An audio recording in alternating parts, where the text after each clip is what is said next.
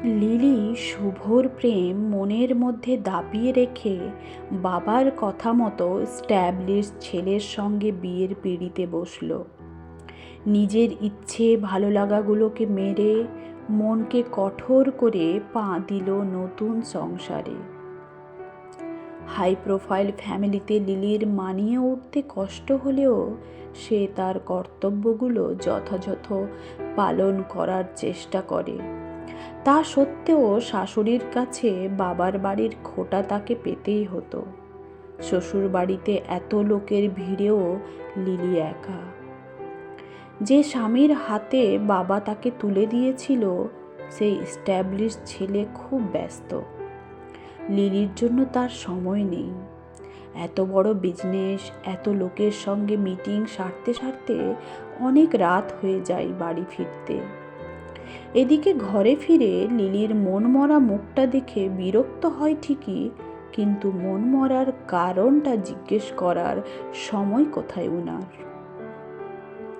এভাবে বেশ কিছু বছর কেটে যায়, কিন্তু লিলি দিনের পর দিন একটা জীবিত লাশ হতে থাকে, যার না আছে কোনো ইচ্ছে, না আছে মন।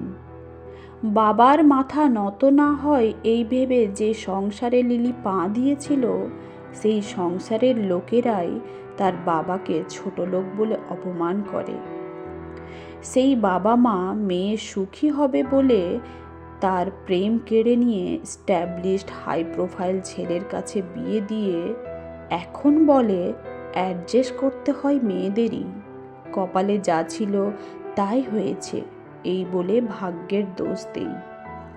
এখানে লিলির কি দোষ ছিল? বাবার মান সম্মান রাখতে গিয়ে প্রেমিকের কাছে অপরাধী। আজ যদি বাবার কথা না রেখে প্রেমিকের হাত ধরে চলে যেত, তবে সেই মেয়ে বাবার কাছে অপরাধী হতো।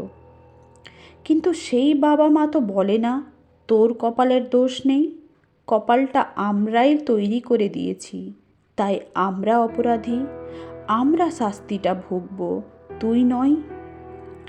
এরকম কত লিলি আমাদের আশেপাশে রয়েছে, যারা বাবা মা পরিবারের সম্মান রাখতে গিয়ে নিজের প্রেমকে বিসর্জন দেয় আর হয়ে যায় প্রেমিকের কাছে অপরাধী।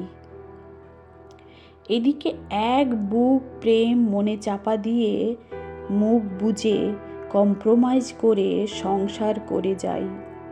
মনের মধ্যে প্রেমিকের স্মৃতি চাড়া দিয়ে উঠলে সেটাকে দাবিয়ে স্বামীকে খুশি করে চলে সারাটা জীবন। এটা কি ঠিক? যেমন লিলির মতো মেয়ের প্রতি অন্যায়, তেমন সেই স্বামীদের প্রতিও অন্যায়। বাবা মা মেয়েকে সুখী করবে বলে বাড়িঘর সম্পত্তি তো দেখে, কিন্তু মেয়ের মন কি চাই, মেয়ে কিসে সুখী হবে সেটা কজন ভাবে। এভাবে কত মেয়ে বাহ্যিক লোক দেখানো সুখী আছে, তাদের অন্তরে গিয়ে কে দেখতে যায় সে আদেও সুখী আছে কিনা। সুখী হিসেবে সবাই বিচার করে বাড়ি গাড়ি, মেয়ের গায়ে দামি পোশাক গয়না, কিন্তু সত্যিকারে কি এগুলো সুখ এনে দেয় জীবনে? হ্যাঁ, টাকা পয়সার প্রয়োজন বেঁচে থাকার জন্য, তবে সুখী হওয়ার জন্য প্রয়োজন একটা মনের মানুষ, যার প্রতি থাকবে অগাধ প্রেম, যার সঙ্গে সমস্ত রকম পাগলামি করা যাবে। আমি বলছি না প্রত্যেকটা মেয়ের জীবনে লিলির মতো ঘটে থাকে, তবে হ্যাঁ, অনেক ঘরে অনেক সংসারে এমন লিলি আছে সবার অজান্তে। এই লিলির মতো মেয়েদের জীবিত লাশ হওয়ার জন্য আসলে দায়ী কে? তোমাদের উত্তরের মতামতের অপেক্ষায় থাকলাম। প্লিজ নির্দ্বিধায় কমেন্ট বক্সে এসে নিজেদের মত জানাবে। এরকম অজানা লিলির জীবন কাহিনী যেন সবাই জানতে পারে।